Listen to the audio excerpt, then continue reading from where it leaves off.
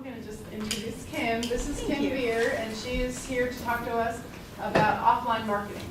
So take it away. Thank you, Jacqueline, and thank you so much to the Blue Springs Chamber, everybody, for coming to the presentation. It's things like this that I'm a big fan of Chambers of Commerce because I think they really, truly help us grow our businesses, and in a very wonderful way.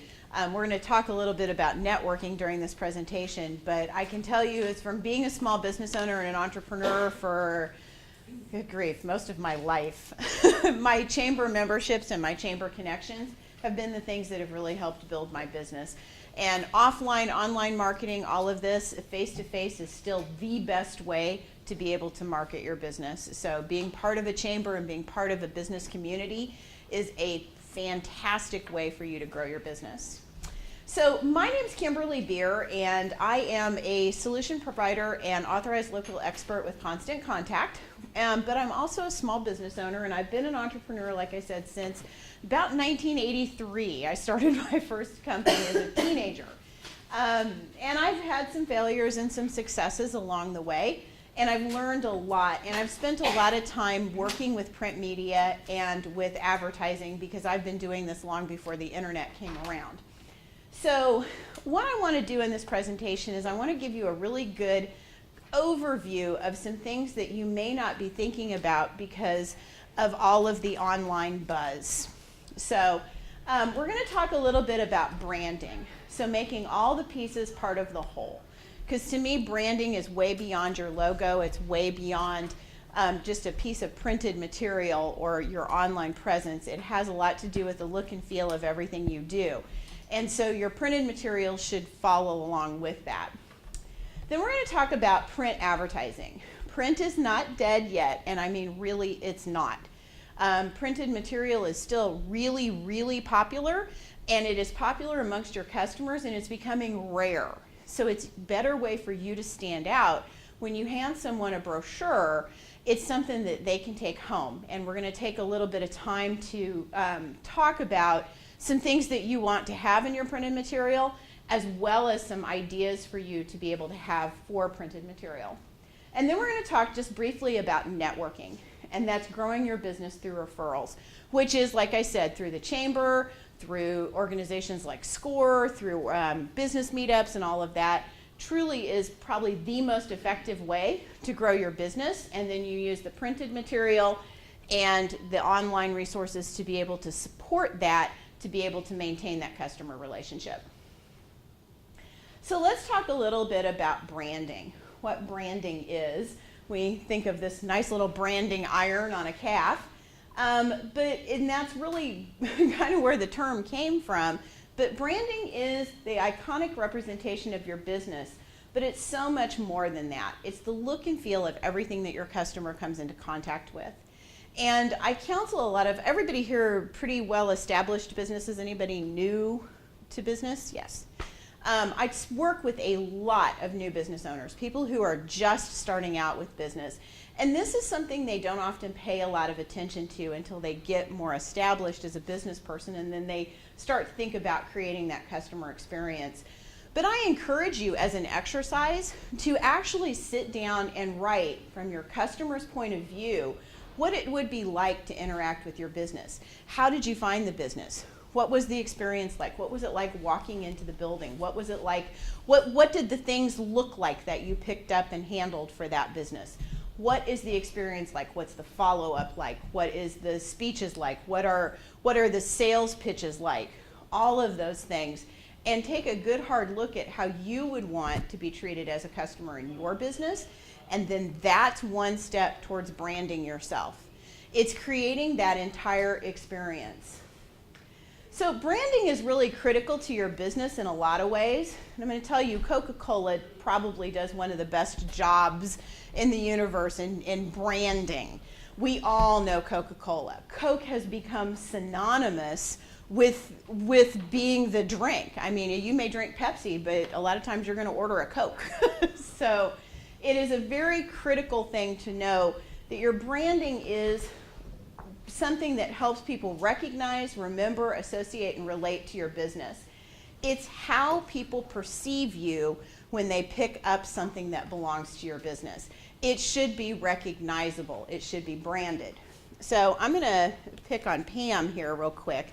Pam gave me a business card this morning because she loves business cards, by the way. We're going to talk about these. But this is branded with her brand. And I will bet when I walk into her store, I have a consistent experience with this card. It's unique. It's something I want to touch and feel.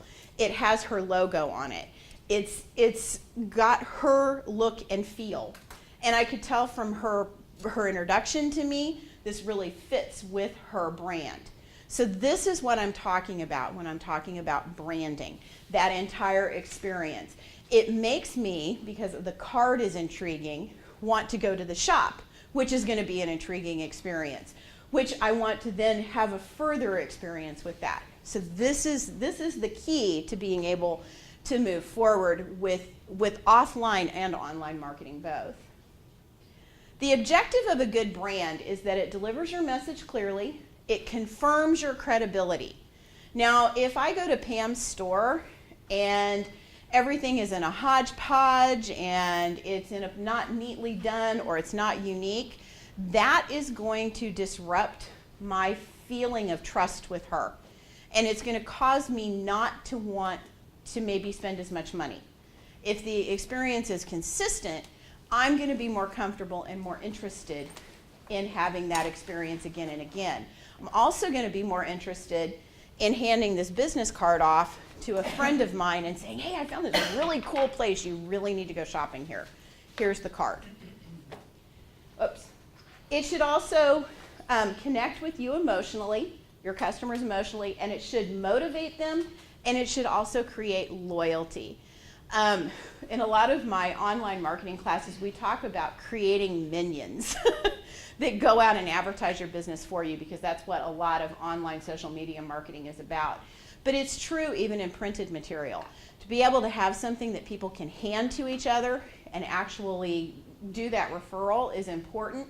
And when you have loyal customers, they're more likely to do that referral process. So here's a branding how-to. We're going to take a look at all of these things. And this is an entire set of stuff. There's a catalog, there's photography, there's the logo, there's a website. So the logo is the iconic representation of your company. You should also choose colors that fit with what you're doing. Photography that fit with what you're doing. How do your customers want to picture themselves? Not you showing off your product or your service so much, but how do your customers want to see themselves interacting with that? And wording and language, keywords and buzzwords, and then your physical location should also fall in line if your customers are going to be in that physical location.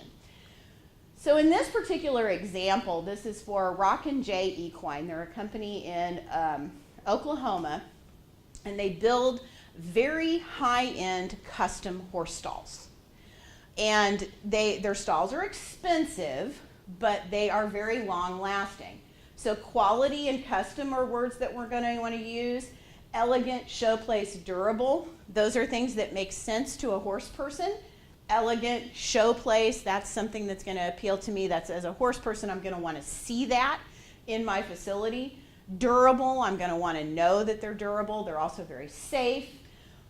The pictures that are represented here are quality structures. I mean, they will put a stall in any barn, but this is the client that they want to have, and this is how those clients want to see themselves. They may not have that facility, but it's the way they would like to perceive themselves and perceive their horses. Make sense? Come on, slide. So consistency is incredibly important in branding because it breeds trust, dependability, familiarity, comfort, and you should be consistent across platforms and over time. I have a lot of clients when I work with them who really, truly want to change up everything about every year. I'm bored with it. I'm sick of it. I don't want to look like this anymore. I'm tired of that color scheme. That does not help with feeling comfortable as your client perspective. So you may be getting tired of it, but if you're going to rebrand or restructure, you need to do so very carefully. And you need to do so with a lot of consideration, because your customers get used to looking at that brand, and that is an important component in their familiarity with you and their comfort. You should also be consistent. Your website, your advertising, your printed materials, your promotional materials, your store signage, your banners, the stuff that goes on your cars, all of that stuff should be consistent in color and in style and in look and in feel. These 4 ads are for a saddle manufacturer from Arizona, and you can see they feature different horses, they feature different saddles, but each of them has elements that are similar enough that when you're flipping through a magazine, you know that's a Bob's Custom Saddles ad. You know that that's something when you just look at it as a consumer after you've seen it a few times. And with print advertising, it takes typically at least 3 impressions before people will start to notice it. So they'd have to see an ad at least 3 times before they'll take a notice. And a lot of times it's more than that. We are so bombarded in our culture with advertising that we get very numb to it very quickly. So when you're doing print advertising, not only is consistency in look and feel important, but consistency in placement. If you decide you want to try a print ad, you probably need to be trying it for 3 to 6 months before you really judge whether that is working. Depending on, that would be a monthly publication. A weekly publication would be something different. So the other thing I want to talk to you very quickly about, and I put this slide in all of my presentations because it's the changing culture of how we have to think about marketing in 2014. We have to start modifying our thinking so that we concentrate, instead of just getting customers, in building relationships. And your offline marketing is just as important to do that as your online marketing. Your printed materials, your business cards, your brochures, your ads that go in newspapers, your ads that go in publications, all your promotional materials should build a relationship.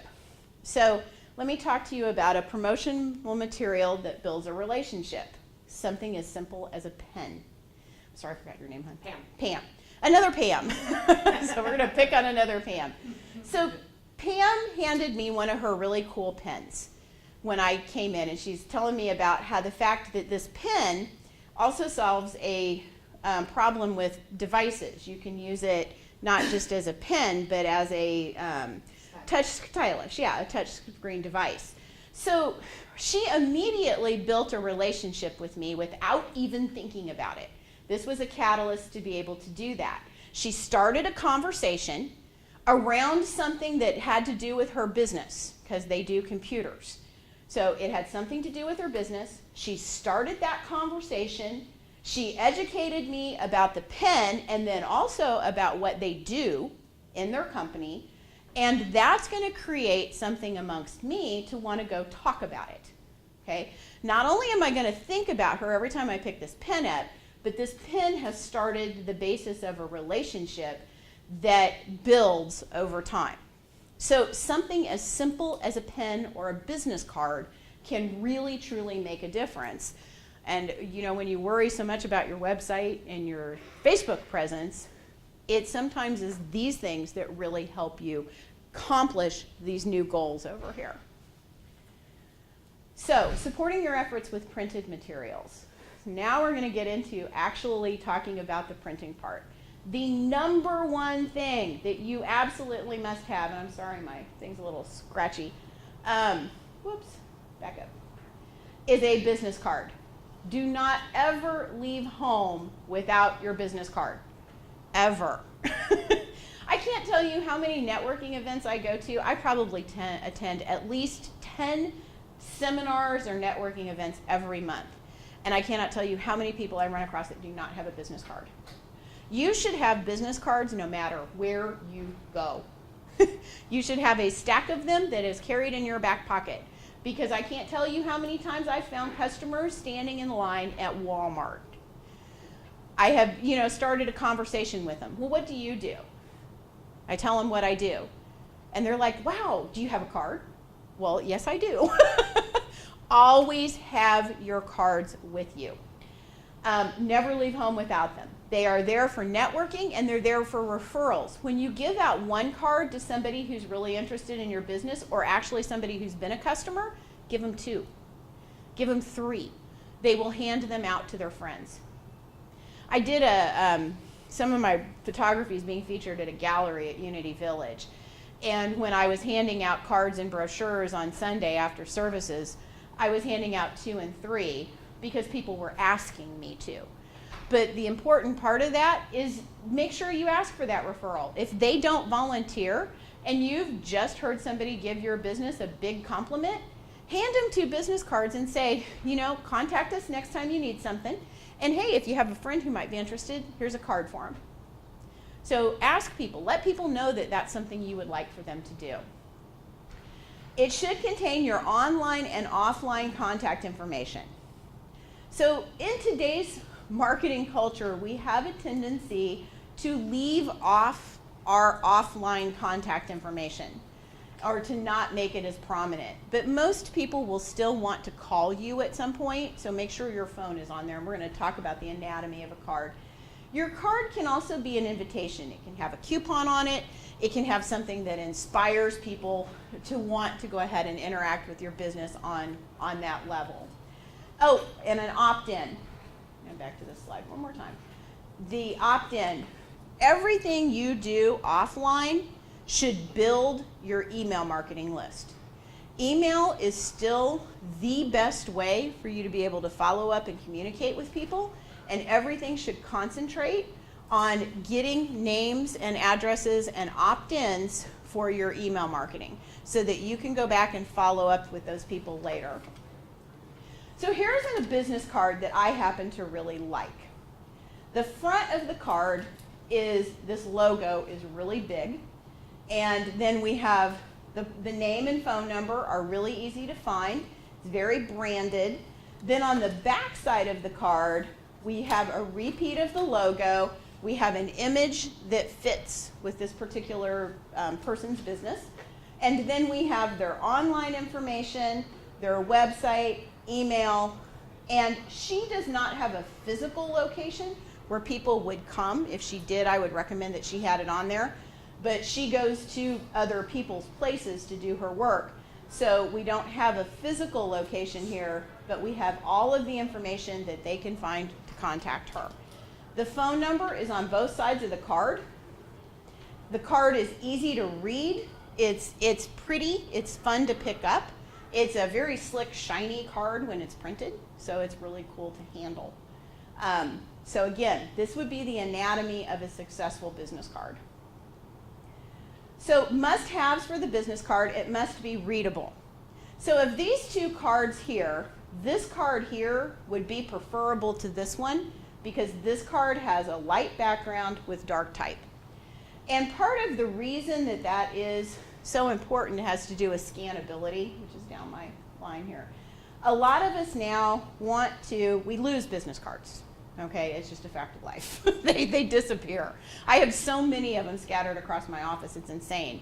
But the ones that are really important that I want to follow up with, I take pictures of. And a card that is like this is a little bit harder for you to take the picture of. You always want the phone number to be the biggest thing on the card because typically that's what people are wanting when they pick the card up. So you want your phone number to be prominent. You should have the light color scheme better than the dark color scheme. It should be branded with your logo or with your tagline. And you should use the back side of the card for things like opt-ins, special offers, or your social media contacts. And also you can put a photo back there as well. So things that make people want to interact. I have a lot of clients who do life coaching, and they offer a free 15-minute exploratory session on the back of their card if you turn it in. Had a great one. Somebody walked up to me at an event and gave me a card for a drive-in movie in Merriam and said, this card will let you get a carload of people into the movie. So you can bet I'm hanging on to that. So Anything that helps people be able to feel comfortable or inspires them to get in and interact with your business is awesome. Other types of printed material include brochures, catalogs, flyers, pricing sheets, promotional materials, pins, giveaways, banners. How many of you have had large format printing, like banners or pop-ups and that kind of stuff? Yep, all that's important. Point of sale signage, handbooks, whole 9 yards, guides, anything that, whoops, go back. Anything that's going to help people be able to interact with your business. Now, some people still want to look at a catalog. Catalogs are expensive to print. That's no joke about that. So sometimes they're a little bit more difficult. So what we have here, this is a pricing sheet with basic information. There's a handbook. This company here does a certification program that teaches people how to use horses in life coaching, and it talks all about the program. These are for some workshops that I do. This is Constant Contact talking about their toolkit. So all of these are examples of other printed sales materials. So when you go to think about what you need, there are some considerations that you need to do, and we're going to get to that in a slide here in a second. Come on, computer. So ways that you're going to use this. You're going to use it to support your online efforts. You're going to use it for education, networking, events. I think my mouse is dying. Referrals, upselling, cross-selling. All of these things can be used. Packing, shipping at your retail location. Your catalogs, direct mail.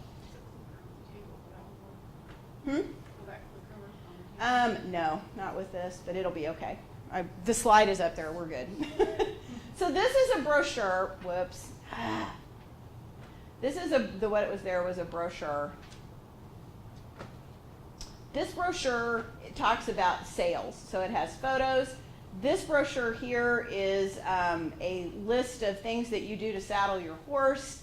This is just a plain ad. So what I wanted to talk about with this is supporting your online efforts. You really would like to be able to, because printing is expensive, you want to get people to your website because that's where you want to give them the more information, okay? So in your printed material, it should give them enough information that they want to get online, that they want to connect with you somewhere other than just through that piece of printed material. So it should have your Facebook information, it should have your website, it should have education about your product, but maybe not as much education as you would put on your website. On your website, you're going to use a lot more things. Events are important places to have handouts. People will not remember your name or your website once they leave the event. So if you're going to a trade show or you're going to a networking event, having something you can hand people physically. And again, I encourage you when it comes to cards and brochures, if a person really shows a lot of interest, to hand them two. Because one for a friend and one for them, because they'll want to share that. Referrals are really important. That's the best way for you to get business. Upselling and cross-selling is also a good place to use your printed material. So let's say you have someone come into your business and they talk to you about a specific service, and you have that service sold, and then you have a service that could build on that service. That's a good thing to have a piece of printed material that you can hand them so that they can go home and contemplate that. One of the toughest things as a business owner that we have to go over is the fact that people, once they leave your presence, that's why face-to-face selling is so important, once they leave your presence, their compliance with getting on your website or watching a video or interacting with you some other way gets less with every second they get away from you. So when they take a piece of printed material with them, they take something that reminds them to be part of that. So upselling and cross-selling are very important. If you ship things, you should always put printed material in the packing box when you ship something. Something that inspires them to want to come back and do something more with you. The other thing that you can do is you also want to put it in a retail sale bag. If you have a retail location and you bag up merchandise, you should have a little card or a flyer or something that you can drop in there that helps people be able to either come back into your store or helps them be able to share that experience with their friends. And catalogs, again, like I said, they're expensive. Some people really want to have a catalog to take home. Some people will call and request it. The company that does these saddle pads, I spent some time helping them in their office answering their phones, and I cannot tell you how many times people would call and say, "Can you please send me a catalog?" It's 2014, it's on a website, right? But still, having a catalog, having something printed, they may not read every word of it, but it somehow adds security to your legitimacy as a company. It's an important component. And then direct mail. This is another way that you can do it. Now, email has become the new direct mail. It is much less expensive to have email marketing than it is to do a printed piece and mail it out. But it is still very valid to send direct mail. One of my clients is a lawn care company in a very specific zip code in Overland Park. They do very well with direct mail and door hangers. They actually have someone go door to door and hang printed hangers on people's doors. So of all of her marketing methods for that company, the door hangers are the most successful. They get more business from hanging a piece of printed material on a door than all their other marketing efforts. And then second would be direct mail. So direct mail is still valid in 2014. So things to consider when you go to look at creating your marketing materials. The first thing you want to look at is the cost. Is this going to be the most effective way to communicate the message? So it's pretty important to judge that. We're used to digital marketing now, which is a lot less expensive sometimes than print marketing, although print is more affordable than you think it is. So you want to look at that cost. Is this going to be a cost-effective way to communicate that message? Or is there a better way to communicate the message and have a printed piece of material that supports it? The next thing we really want to think about is information overload. Is there too much information to be absorbed in a brochure or to be absorbed in a printed piece of material? People will not read every word of your brochure. They'll find a typo, but typically they're not going to read every word. So you need to look at the fact that if it's got a lot of information, is that too much information for them? Can they look at it and get the point and then read this if they want to? So you want to make sure that you don't have information overload in print. That's one nice thing about online marketing is people can choose how far they want to go into the process. Keepability. This is the most key thing when you get into wanting to do printed marketing. Is the customer going to keep it long term or are they going to toss it? One of the things that I like to do with the printed material for my clients is I like to put such beautiful imagery on it that they really want to pin the photo up in their barn. I do a lot of work with equine people, so they want to put it up. Keepability is incredibly important. You want to make sure that they want to keep that piece of material. And then finally, referability. Is it something that they can and will share? So you want to make sure it's something that they'll share with their friends, with their relatives, with anyone that's interested. So let's talk about how to work with a designer and a printer. So, because chances are you're not going to do this on your own. Printed material is not something you can wing. We have Jane and, I'm sorry, I forgot your... Kyle, Jane and Kyle with Print Graphics. And I would wager that they can do everything up here on this slide, pretty much. So when you go to work with a designer and a printer, there are some things you need to know. This side over here is for the designing, this side's for the printing. The first thing you need to do is you need to have a clear idea of your ultimate goal. What is this printed piece of material going to do? What do we want it to accomplish? We want it to accomplish those things we talked about on the previous slide, but what is the specific goal? Do we want it to get people into the store? Do we want it to educate people on a product or service? Do we want them to call us? What is it that we want this to do? The second thing we need to look at is writing copy. And I recommend that you write your own copy, or you can work with a copy editor before you approach the designer. This does not mean that the copy that you create is going to be the end-all be-all copy on the printed piece. Because once you start to design a printed piece of material, your visual elements and your text have to flow together really nicely. So a lot of times when you work with a designer, listen to them, and they will tell you if you have too much copy or not enough copy, because they can tell you how that looks. Ask for people's opinions. If you write your own copy, make sure you hire someone or consult with someone who is good at editing. How many of us know a grammar Nazi? Okay, they're your best friend when you're doing print. Because I can tell you, nothing makes a typo more apparent than when it comes off the press. It just is the way it is. And this is not something you can go back and just fix. When you have 10,000 printed copies of something, you have 10,000 printed copies of the typo. So it's a good idea to employ those grammar Nazis and let them do their thing. They love doing it. Don't feel bad about asking. Printed material must have high quality photography.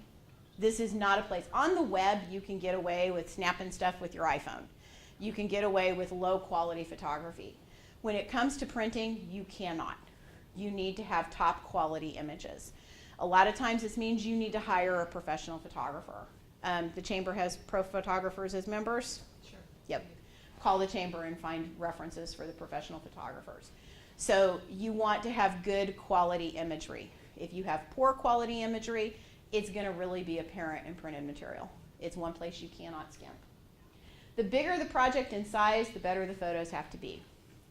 If you print a brochure, something like this little guy here, your photos do not have to be as good a quality as they do when you do something this big. So you have to make sure that your photos are of a good enough quality to do whatever size of project it is that you're doing. Edit, proofread, and overanalyze every copy and proof of the material before it actually hits the press. This is one place I often tell people with websites, don't get too worried about it. It's very changeable. We can fix it later. Print is not that way. It's going to be printed, and you're going to have to live with it. So make sure you look at it very carefully. This sounds like a no-brainer, but it really becomes a difficulty after a little while. Make sure you hand it to a few people. You do not have to take their advice, but at least listen to their feedback and then say, is this really appropriate, or does that just belong to this one person? And look at it that way. And again, listen to your designer.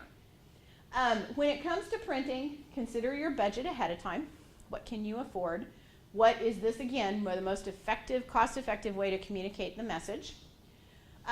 4-color is now often less expensive than multiple PMS colors. So a lot of people will say, well, I'll do 2-color, it'll save me money. But a lot of times, do you guys agree with that? 4-color has become more and more popular. It's pretty much just what everybody does now. So, and 4-color means full color. That's the full color experience. 1-color single offset can be less expensive, but the full color experience, and we live in a world now that expects things to be in full color. So go with it. Offset printers are around, but sometimes you have to look for them. Don't have to look too far. We have them here. Copy shops will sometimes work better for small runs. You guys do digital printing, right?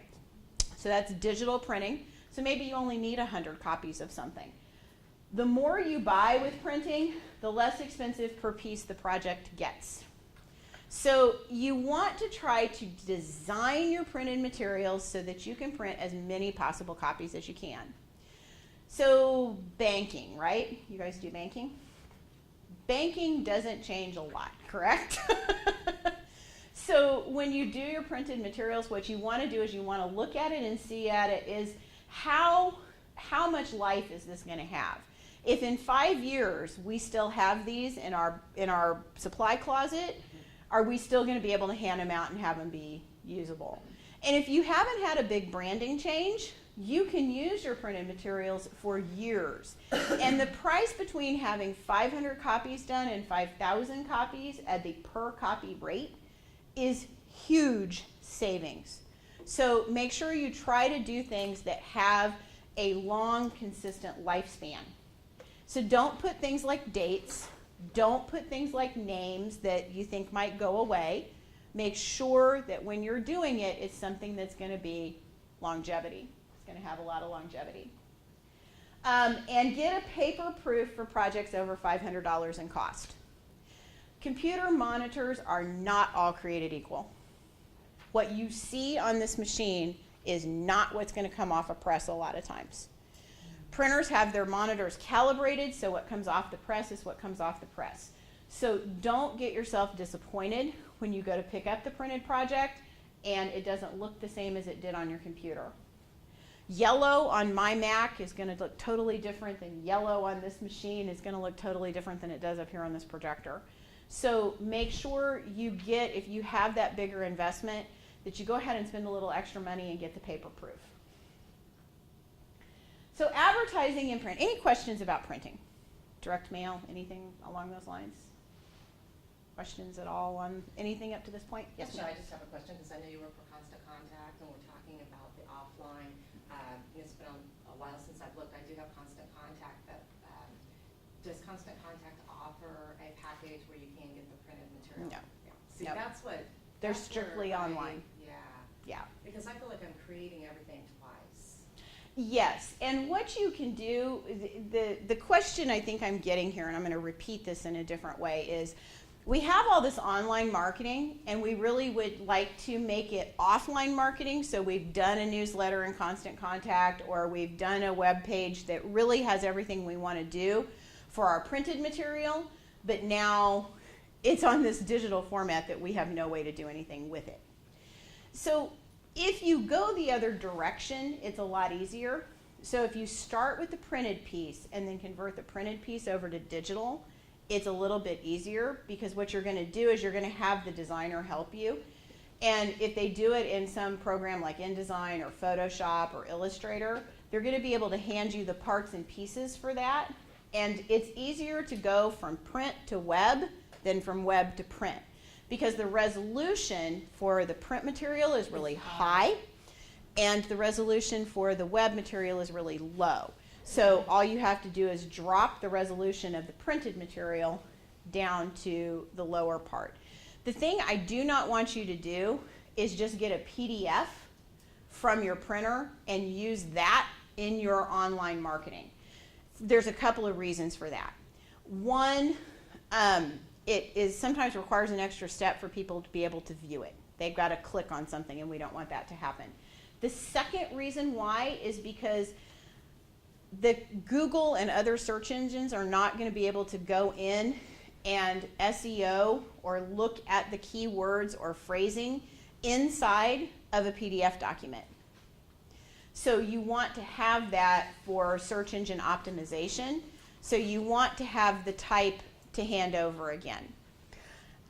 Most printers, I know that most of them that I work with will happily provide you with some parts and pieces. You know, like if you've already typed it up, you can copy and paste and then elements from the printed material that you've done. And to be able to convert that over into Constant Contact. The one solution that I came up with for a customer of mine, Rhonda, is that she only wanted to do very limited print runs. She does events and maybe 10 people come to the event. So she wants to print like 100 flyers, so she just goes to a copy shop. So what I did was I created a template inside Constant Contact, and I created a template inside of her word processing program for her. And then all she has to do is she goes to PicMonkey, she creates the images the way that she wants, she drops them into both places. I made it so size-wise it's not too hard for her to do. And then she changes the content information, and then she does the word processing one first, and then she copies and pastes it into Constant Contact, and it saves her typically an hour's worth of work getting it from one place to the other. Does that help at all? No? I mean, nothing new has come out since the last time I. No, So no. that's the main thing. That's the main thing, I yep. do, I feel like that I do everything. double. Twice. Twice, well, I do. Yeah. I do. Yeah. And because you've got two different markets, so. Yep. And it just seems like it would just be so much easier to do it once. I would think, you know, I would say Like at some event point, flyers. technology will eventually catch up with that. But at this point, we're still stuck with 2. Any other questions? Okay. So advertising in print, you've got a lot of choices. You've got magazines, newspapers, trade journals, other catalogs that people put together. What you want to do is you want to consider the cost versus the exposure to the right audience. You have to be in your target market. The more people that are in the target market in the publication that you're advertising in, the more likely it is that you're going to get results from that.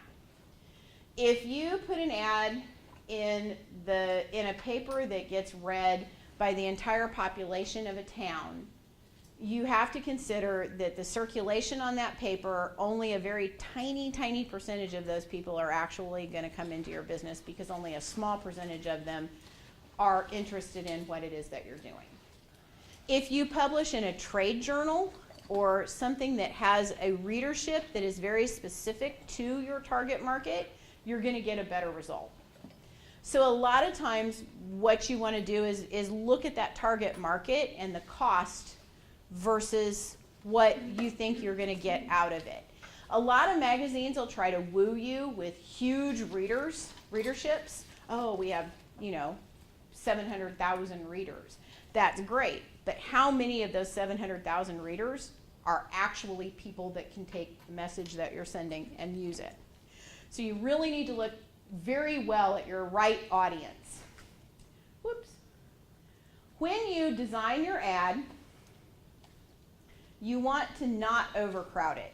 This is another place where you want to keep it fairly visually simple and appealing. This ad is again from Bob's. It's pretty nice. It has a lot of nice imagery. We want to look at it. This gentleman is famous in his industry. We have a big website. We have a little information, and then if you really want to read it, we have some type about Andrea Fappani and his anniversary with the company. This is for a lawn care company. It has fall is the perfect time. Then it's got a big phone number, the website, the things that they do, and a couple of photos of again, imagining what you do. Thank you, Pam. And contact information is key. Make sure it's easy to see and deal with. This ad does not carry a phone number. I think it does. I think it's really, really tiny because they don't want people to call them. But they want you to go to their website. They do not want you to call because they have dealers. And they want you to go to the website and find a dealer to purchase that saddle from and not call their company because they don't want to sell directly to you because it's in competition with the people that are selling for them. This company wants you to call them because once you get on the phone, chances are you're going to be a customer. Any questions now on printing? Anything? Any questions? Okay. So networking is really the way that you can stand out in a world of craziness. And I know I've said this at the beginning of the presentation, and I'm going to say it again. If you really want your business to be successful, you have to get out and talk to people. And when it comes to offline marketing, this is the thing that I would like for you to do. I want you to have a business card, and I want you to talk to people about your business. Those are the 2 suggestions if you walk out of here with, you will be incredibly successful with them. Because when you start to talk to people about your business, wonderful things start to happen. So face-to-face marketing is still the best and most consistent way to grow your business. The referrals are more likely to buy. They spend more money with you, which is even more important. And then secondary face-to-face, which is word of mouth, that's somebody handing off that business card. Referrals have a 90% likelihood of buying if they need what's being referred. Printed materials help support that because they're going to help get that contact information correctly to the person that is being referred. So very important. So avenues to successful networking, events. I absolutely love events. I think events are some of the most important places that you can be involved with promoting your business. Educational events, inspirational events, holding events how-to in-house gets customers to your door, gets people into your business, gets them introduced to your business. Trade shows. If you have something that's a B2B business and you can go to a trade show, or a B2C business, there's a consumer group that's a trade show. Trade shows are some of the best places to make new contacts out there. It's outstanding. Places like this, where you're coming into an educational situation and you're talking and meeting people and we're having a discussion on a certain topic, particularly if your business has anything to do with that topic. So like printers coming to a business meeting that has to do with offline marketing. That's a smart business move because every person in here is a potential client. So you have to do offline networking face-to-face. Chambers and business groups. I can't say enough about these. Join chambers and business groups. If it's a business-to-business group and you're learning marketing, or maybe you're part of the social media club or whatever, or you're part of an event that has to do with the chamber, you never know who you're going to meet. And you're typically, people who come into chamber events are good networkers. Otherwise, they wouldn't be coming to the chamber event. So they're going to be able to help refer your business. I know you know people that come up to you and say, hey, what do you do? And you tell them and they're like, oh, wow, I know somebody who could use that. So that's the person you want to make good buddies with and give 5 business cards to. Meetups. There's great meetups all across Kansas City for a ton of different topics. Find the ones that work. Don't stick it out if only 2 people come to the meetup. Come once, come twice. If it's still 2 people, go find a different group. There's bound to be some of them that are bigger. Be innovative in what you do to network with people. Talk to people. Now, I realize this is hard for you if you're an introvert. For me, I'm this extrovert. I have no trouble starting a conversation with somebody.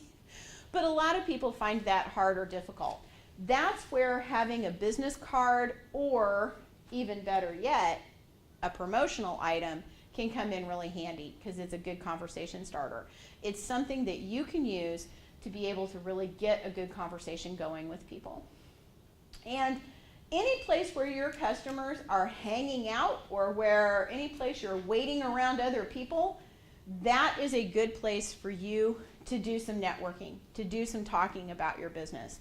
Anytime you can get an opportunity to be a presenter at something, anytime you have a topic that you're knowledgeable about, anytime that you can get yourself in front of people, do it. This is the way that you make your business successful. And I know sometimes it's hard, but it is truly the best way to get people attracted to what it is you're doing. In order to make this the most successful, you must have an elevator speech. So how many of you have an elevator speech? Okay. So Pam, can I pick on you? Will you give us your elevator speech?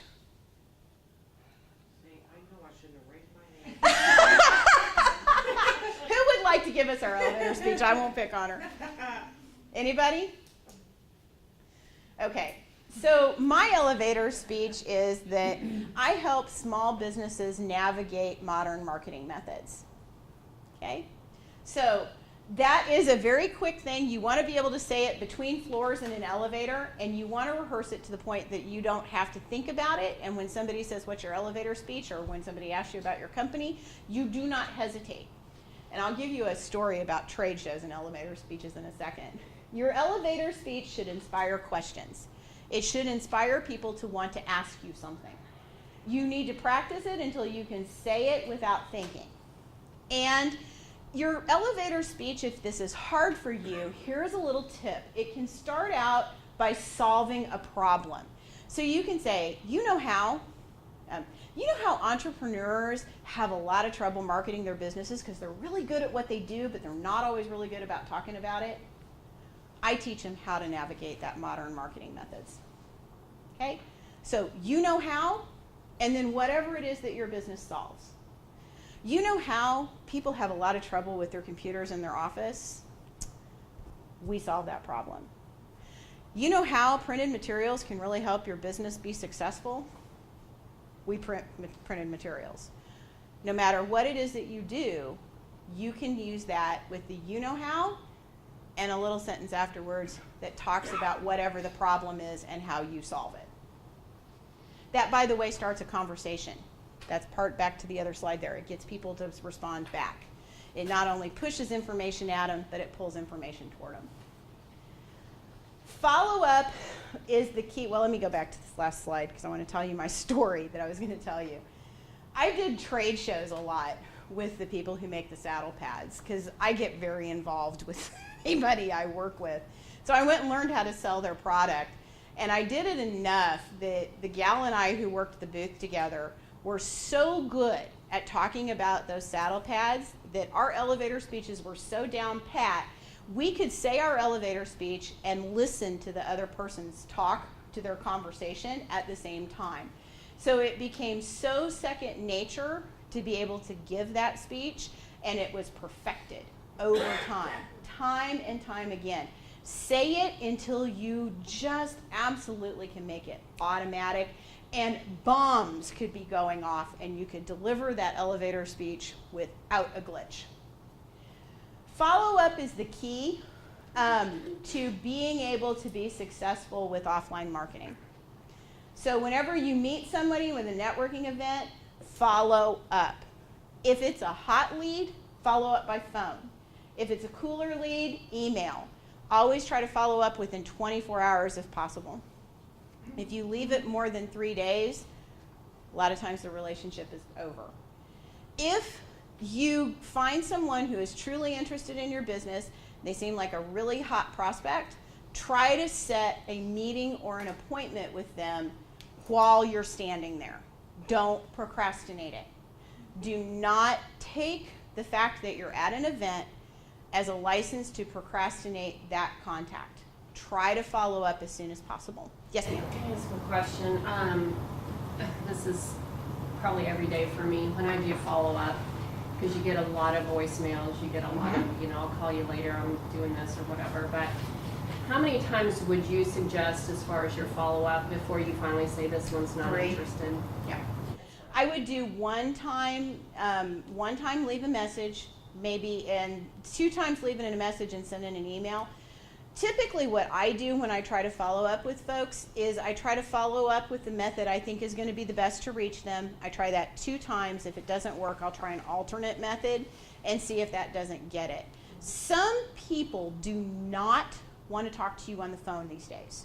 So even though the phone is the better, because I always figure if I can get them to talk to me, then that's when I really start to be able to sale. And email is not the same as being able to physically talk to them.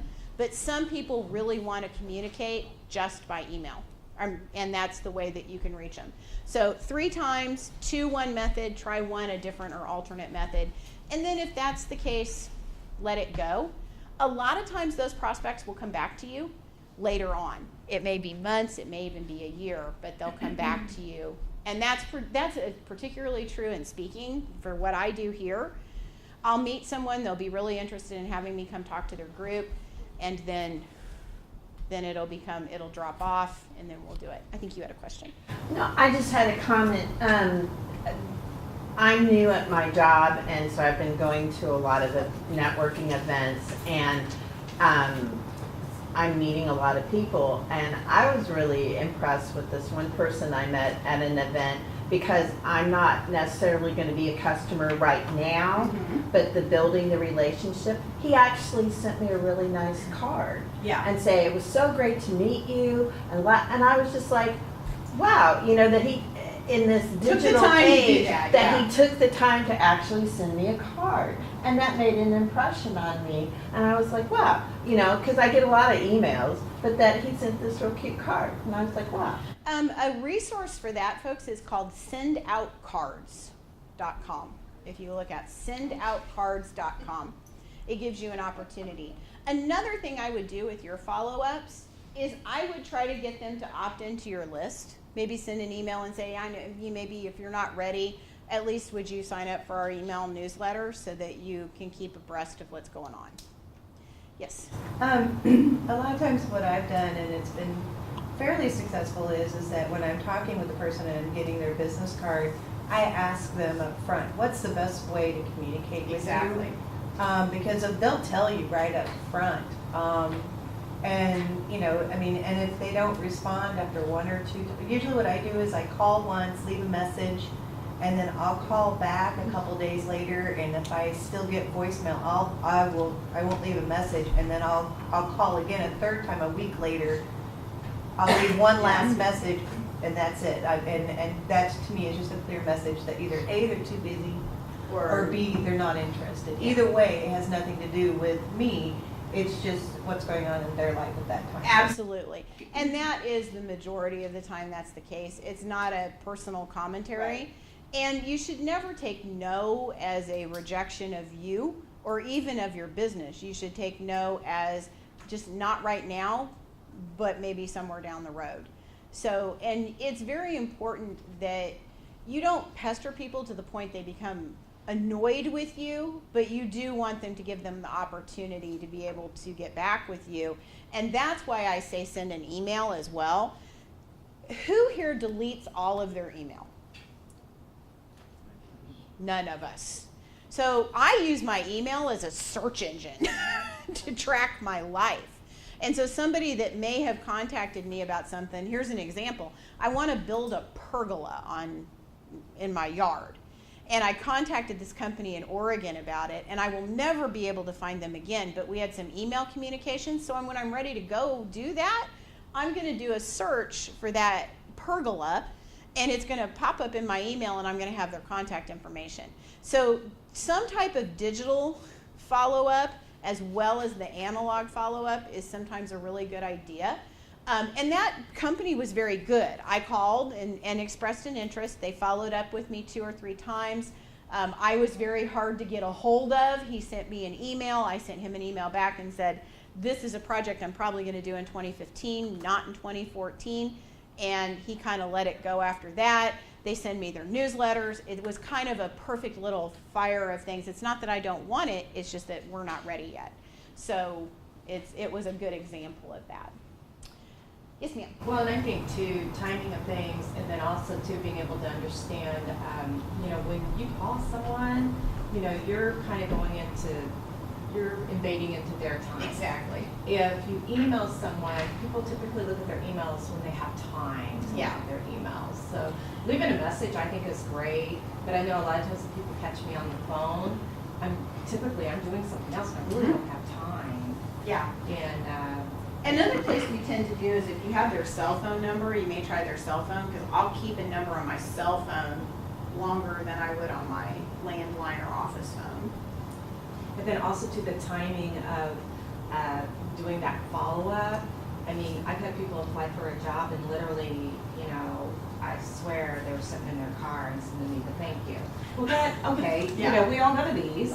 We all know what you're supposed to do, but to me, there's no feeling in that. And it really doesn't mean anything because they're just doing what they've been taught to do.